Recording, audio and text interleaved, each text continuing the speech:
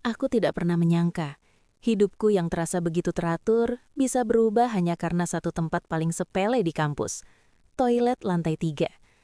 Namaku Alia, mahasiswi semester 6 yang selama ini dikenal sebagai anak baik-baik, nilai stabil, jarang melanggar aturan, dan hampir tak pernah jadi pusat perhatian. Hidupku sederhana, kuliah, pulang, mengerjakan tugas, lalu mengulang semuanya lagi keesokan hari. Sampai aku mengenalnya. Pak Arkan, dosen muda yang baru 1 tahun mengajar di fakultasku. Cara bicaranya tenang, tatapannya tajam tapi tidak menakutkan, dan entah kenapa, setiap kali beliau menjelaskan materi, ruangan terasa lebih sunyi dari biasanya. Semua orang memperhatikan, meski aku selalu berusaha menyangkalnya. Awalnya, semuanya biasa saja. Aku hanya mahasiswi, dia hanya dosen. Tidak ada yang aneh. Sampai hari itu. Hari ketika hujan turun tanpa henti sejak pagi, membuat suasana kampus jadi dingin dan sepi. Setelah kelas selesai, aku memilih menunggu hujan reda di dalam gedung. Aku berjalan tanpa tujuan, hingga akhirnya berhenti di depan toilet lantai 3, tempat yang jarang dilewati orang. Aku masuk, hanya untuk menenangkan diri. Entah kenapa, dadaku terasa sesak hari itu. Mungkin karena tugas yang menumpuk, atau mungkin karena sesuatu yang belum aku sadari.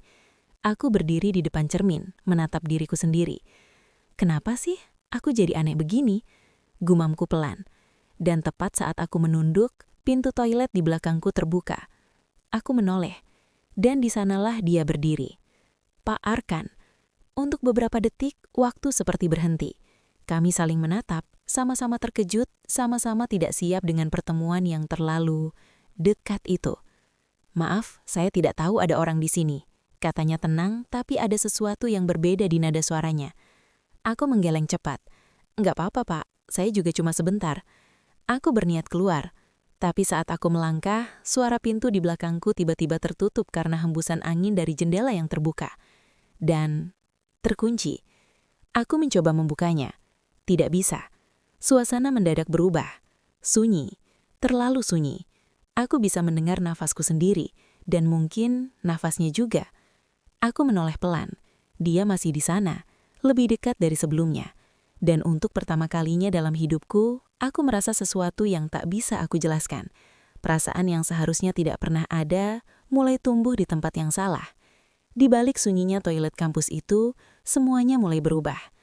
Aku menelan ludah, mencoba menenangkan diri yang tiba-tiba terasa tidak stabil. Tanganku masih memegang gagang pintu yang tak mau terbuka, seolah menegaskan bahwa aku benar-benar terjebak di sini, bersamanya.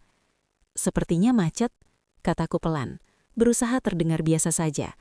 Pak Arkan melangkah mendekat, tidak terlalu cepat, tapi cukup untuk membuat jarak di antara kami terasa semakin sempit.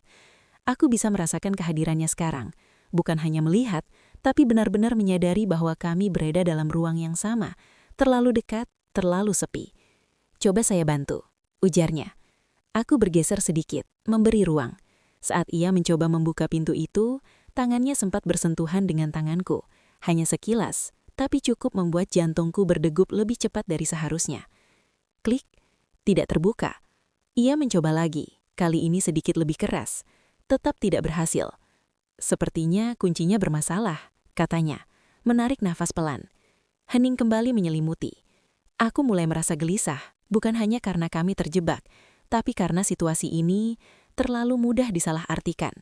Jika ada yang melihat kami keluar bersama dari tempat ini, aku bahkan tidak berani membayangkan apa yang akan terjadi. Pak, gimana kalau kita hubungi seseorang? Tanyaku hati-hati. Ia mengangguk, lalu merogoh sakunya. Namun ekspresinya berubah. Sinyal di sini lemah, gumamnya. Aku ikut mengecek ponselku. Tidak ada jaringan. Rasanya seperti dunia luar menjauh, meninggalkan kami berdua dalam ruang sempit yang dipenuhi ketegangan yang tak terucapkan. Aku memeluk diri sendiri, bukan karena dingin, tapi karena gugup. Alia. Aku tersentak saat mendengar namaku disebut. Suaranya lebih lembut dari biasanya, membuatku tanpa sengaja menoleh. Iya, Pak. Ia menatapku, bukan seperti dosen melihat mahasiswi. Tatapan itu berbeda, seolah ia sedang menimbang sesuatu yang selama ini disembunyikan. Kamu kelihatan gelisah? Katanya. Aku tersenyum kecil, mencoba mengalihkan. Situasinya memang agak nggak biasa, Pak. Ia mengangguk pelan, tapi tidak langsung menjawab. Beberapa detik berlalu dalam diam yang terasa panjang. Alia, panggilnya lagi. Kali ini lebih dalam. Kamu percaya sama saya? Pertanyaan itu membuatku terdiam. Percaya? Sebagai dosen tentu saja. Tapi saat ini, rasanya pertanyaan itu memiliki arti yang jauh lebih dalam. Saya percaya, Pak, jawabku akhirnya, meski hatiku berdebar. Ia menghela nafas pelan, seolah keputusan besar sedang dipertimbangkan dalam pikirannya. Ada sesuatu yang harus kamu tahu, katanya. Aku menatapnya, bingung. Sejak beberapa waktu terakhir, saya mencoba menjaga jarak. Bukan karena kamu melakukan kesalahan. Jantungku seperti berhenti sesaat. Lalu, kenapa, Pak? Tanyaku hampir berbisik. Ia tidak langsung menjawab. Tatapannya berpindah sejenak, lalu kembali padaku, lebih jujur dari sebelumnya. Karena saya mulai merasa sesuatu yang seharusnya tidak saya rasakan. Dunia seakan menyempit hanya pada kata-kata itu. Aku membeku, tidak tahu harus bereaksi bagaimana. Dan hari ini, ia lanjutkan, situasi ini membuat saya sadar saya tidak bisa terus menghindarinya. Nafasku terasa berat, pikiranku berantakan. Apa yang sebenarnya sedang terjadi? Apa yang harus aku lakukan? Di luar sana, mungkin hujan masih turun. Tapi di dalam sini sesuatu yang jauh lebih berbahaya sedang mulai terbentuk. Bukan sekedar kebetulan, tapi perasaan yang bisa menghancurkan segalanya jika tidak dihentikan. Dan untuk pertama kalinya, aku mulai takut bukan karena kami terjebak di toilet itu, tapi karena aku tidak yakin ingin keluar secepat mungkin. Kesadaran itu datang seperti bisikan yang pelan, tapi menghantam keras di dalam dadaku. Aku seharusnya panik. Seharusnya aku memikirkan bagaimana keluar dari situasi ini secepat mungkin. Tapi yang terjadi justru sebaliknya. Aku diam, terjebak dalam perasaan yang belum pernah aku akui sebelumnya. Alia, suara Pak Arkan kembali memecah pikiranku. Aku menatapnya, dan kali ini aku tidak bisa lagi berpura-pura biasa. Ada sesuatu di antara kami, sesuatu yang sudah terlalu jelas untuk diabaikan, tapi terlalu salah untuk diterima saja. Kita harus tetap berpikir cernik, Alia, katanya, mencoba menarik garis yang mulai kabur. Aku mengangguk pelan. Iya, Pak. Kita harus keluar dari sini. Tapi entah kenapa langkahku justru tidak bergerak. Tanganku masih menggenggam ponsel tanpa sinyal. Pintu itu masih terkunci. Waktu terasa berjalan lambat seolah memberi ruang bagi perasaan yang terus tumbuh tanpa izin. Alia, dengarkan saya. Ucapnya lebih serius. Apapun yang kamu rasakan sekarang, kita tidak boleh membiarkannya mengambil alih. Kalimat itu seharusnya menjadi batas, tapi justru membuat hatiku semakin bergejolak. Kalau begitu, kenapa Bapak jujur? Tanyaku tiba-tiba. Ia terdiam. Pertanyaan itu keluar begitu saja, tanpa sempat aku tahan. Kalau memang ini harus dihentikan, kenapa Bapak bilang semua itu? Lanjutku, suaraku mulai bergetar. Ia menatapku lama, lebih lama dari sebelumnya. Karena saya lelah berpura-pura tidak merasakannya. Jantungku berdegup keras. Aku tahu ini salah. Aku tahu ini tidak seharusnya terjadi. Tapi untuk pertama kalinya, aku merasa dipilih. Dilihat, dianggap lebih dari sekedar mahasiswi biasa, dan perasaan itu berbahaya. Alia, katanya lagi kali ini lebih pelan, kamu masih punya pilihan untuk menjauh. Aku menggigit bibir. Pilihan? Ya, aku punya pilihan. Untuk membuka pintu itu dengan paksa, untuk mencari bantuan, untuk keluar dan melupakan semuanya. Atau tetap di sini, menghadapi perasaan ini meski aku tahu konsekuensinya tidak akan mudah. Aku menutup mata sejenak, mencoba mengumpulkan keberanian. Aku nggak mau pura-pura lagi, Pak, bisiku. Udara di antara kami terasa berubah, lebih berat, lebih jujur. Tapi aku juga takut, lanjutku, menatapnya lagi. Kalau ini ketahuan, semuanya bisa hancur. Ia mengangguk pelan. Karir saya, masa depan kamu, semuanya bisa terdampak. Dan disitulah aku sadar, ini bukan hanya tentang perasaan, ini tentang pilihan hidup. Tentang seberapa jauh aku berani melangkah dan apa yang harus aku korbankan. Tiba-tiba suara langkah kaki terdengar samar dari luar. Aku dan Pak Arkan langsung saling berpandangan. Seseorang ada di luar. Jantungku langsung berdegup kencang. Jika pintu ini terbuka sekarang, jika kami keluar bersama, apa yang akan mereka pikirkan? Apa yang akan terjadi pada kami? Tanpa sadar, aku mundur satu langkah. Dan untuk pertama kalinya sejak semua ini dimulai, aku menetapkan satu tujuan dalam pikiranku. Aku harus keluar dari situasi ini tanpa menghancurkan hidup kami berdua. Tapi aku tahu, jalan menuju itu tidak akan mudah. Suara langkah kaki di luar semakin jelas. Bukan hanya satu orang, sepertinya lebih. Disusul suara tawa pelan dan percakapan yang samar, tapi cukup untuk membuat jantungku seperti ingin keluar dari tempatnya. Aku menahan nafas. Pak Arkan langsung memberi isyarat dengan tatapan agar aku tetap tenang. Tapi ketenangan itu terasa rapuh, seperti bisa runtuh kapan saja. "Tenang," bisiknya. Tapi bagaimana mungkin aku tenang? Jika pintu ini terbuka sekarang, jika seseorang menemukan kami berdua di dalam sini, semua penjelasan akan terasa sia-sia. Tidak akan ada yang benar-benar mau mendengar. Aku mundur perlahan, menjauh dari pintu. Refleks, seolah jarak bisa menyelamatkan kami dari prasangka. Suara di luar semakin dekat. Gagang pintu bergerak. Aku membeku. Seseorang mencoba membukanya dari luar. Kok dikunci ya?" Terdengar suara perempuan. Aku dan Pak Arkan saling berpandangan. Panik mulai menjalar, meski kami berusaha menahannya. "Kayaknya rusak deh," sahut suara lain. Aku menutup mulutku sendiri, menahan nafas agar tidak terdengar. Beberapa detik terasa seperti berjam-jam. Lalu, langkah kaki itu menjauh. Suara mereka perlahan menghilang. Aku langsung menghembuskan nafas panjang. Lututku hampir lemas. "Tadi hampir saja," bisikku. Pak Arkan mengangguk. Wajahnya terlihat lebih serius dari sebelumnya. "Ini tidak bisa dibiarkan. Kita harus keluar sekarang, dengan cara apapun." Aku menatap pintu itu lagi. Masih terkunci.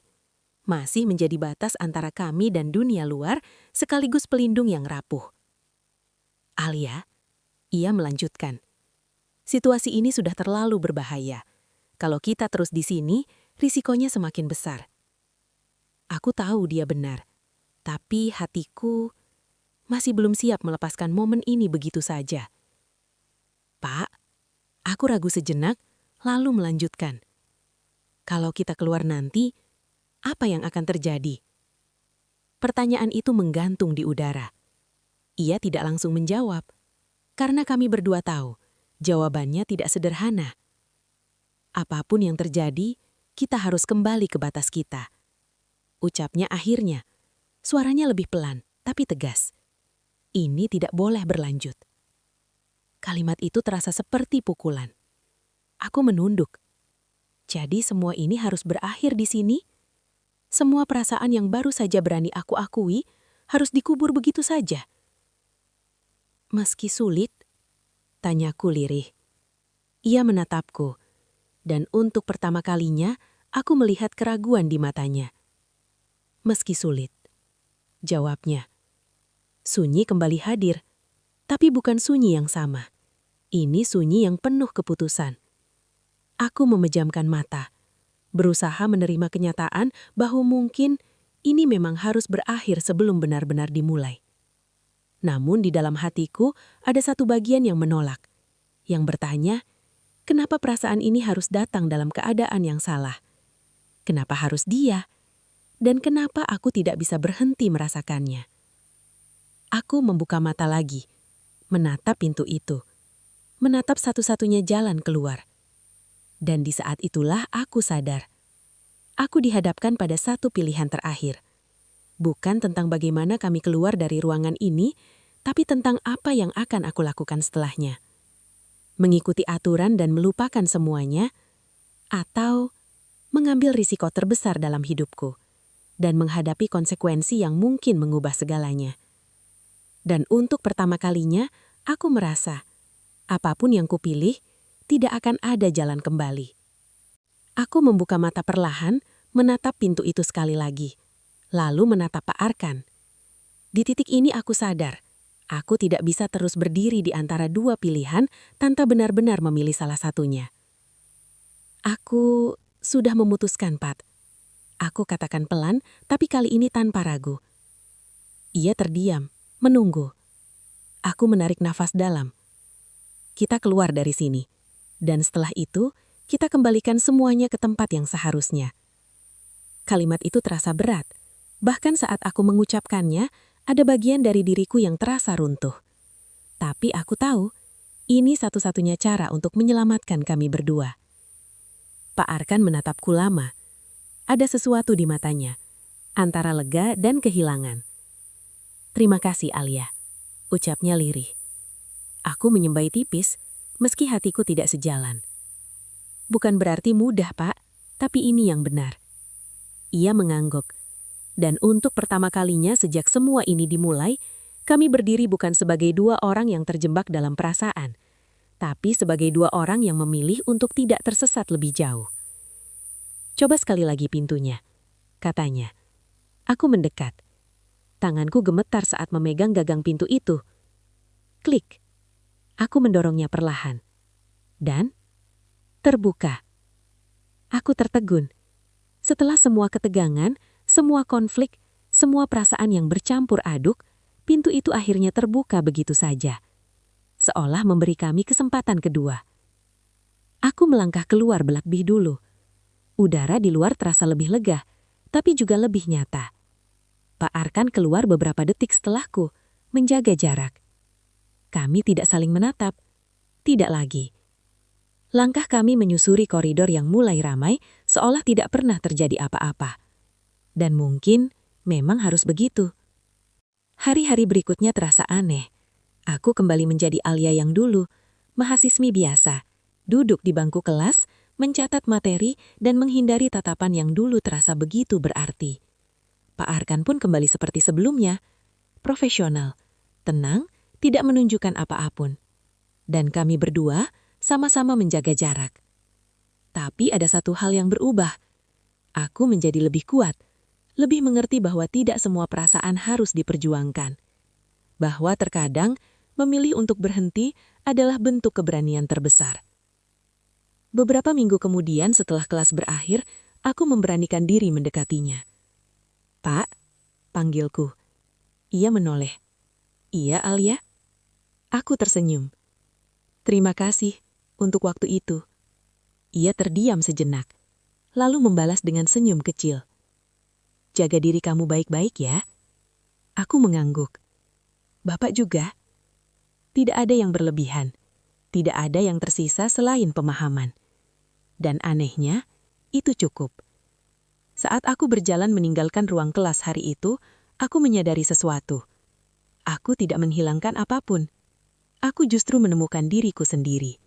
Dan untuk pertama kalinya sejak hari itu di toilet kampus, aku benar-benar merasa bebas. Bebas tapi bukan berarti tanpa bekas. Langkah kakiku terasa ringan saat meninggalkan gedung fakultas sore hari itu. Namun di dalam hati ada ruang yang pernah terisi. Dan sekarang kosong dengan cara yang aneh. Bukan menyakitkan, tapi juga tidak sepenuhnya hilang. Aku berhenti sejenak di tangga kampus, memandangi langit yang mulai berwarna jingga. Dulu aku mungkin akan mengartikan semua yang terjadi sebagai sesuatu yang harus diperjuangkan. Sebuah kisah yang terlarang, tapi terasa istimewa. Sesuatu yang membuat jantung berdebar dan pikiran tak tenang. Tapi sekarang, aku melihatnya dengan cara yang berbeda. Apa yang terjadi di antara aku dan Pak Arkan bukanlah sesuatu yang harus disesali. Tapi juga bukan sesuatu yang harus dilanjutkan. Itu adalah perasaan.